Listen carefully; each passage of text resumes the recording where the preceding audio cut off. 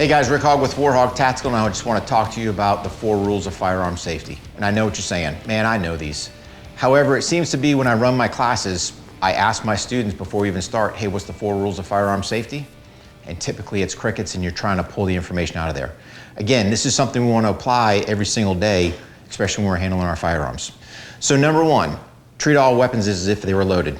Okay, I agree. However, I like to add this, know the status of your firearm. So yes, I can treat my firearm as if it were loaded, but if I'm sitting there, I pull it out and I actually haven't checked it to see if there's a round in the chamber, then really that's doing me no good. Easy way to do that is I just secure my firearm, I can have it go out in a safe direction, I lock my slide to the rear, now I can visually inspect inside the chamber and I can check the magazine well. Now, an easy way to do this is if I do wind up loading my firearm, I want to conduct my War HOGG check, which really by placing my finger on the side of the slide, I have a little bit of tension. I kind of come back here to the rear of the slide, little clamp motion, and then just a little pull back, and then I can see that I've actually got that round in the chamber.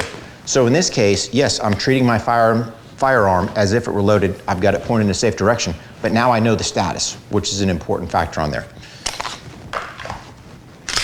So again, I've just checked my pistol. Yep, I know it's clear. So we've got treat all weapons as if they were loaded, understand, know the status of the firearms. Second thing is we want to keep our finger off the trigger until we have an acceptable sight picture.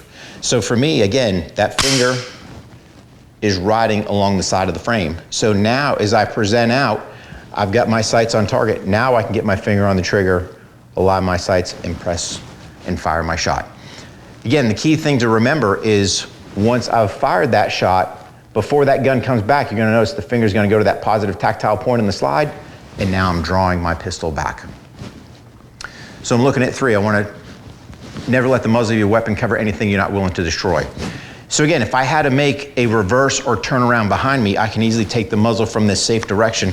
Now I can point it down and make my pivot if I had to. And again, I haven't flagged anybody, so I'm ensuring that I'm not letting the muzzle cover anything I'm not willing to destroy. And then last but not least is I want to identify my target, what's in line with it, and what's behind it. Never shoot anything I haven't positively identified. So when we're out on the range, I got it, it's easy. We've got this big berm back there. We know this paper target is our target. We know our bullets are hitting there, but to me, that's not reality, right? If I wanted to, could I not put a no shoot behind it or some other target? So now that's really training me when I'm out there shooting to identify that target and really look beyond. So even when we're out in the flat range, kind of open your eyes, expand that view, because God forbid you're ever in a deadly force encounter out there in the real world, we want to take all these things into account. So remember, treat all firearms as if they were loaded, know the status of your firearm, keep your finger off your trigger so you have an acceptable sight picture, never let the muzzle of your weapon cover anything you're not willing to destroy, and again, identify your target, what's in line with it, what's behind it, never shoot anything you haven't positively identified. Use these 4 rules of firearm safety whenever you're carrying your firearm and throughout your daily travels.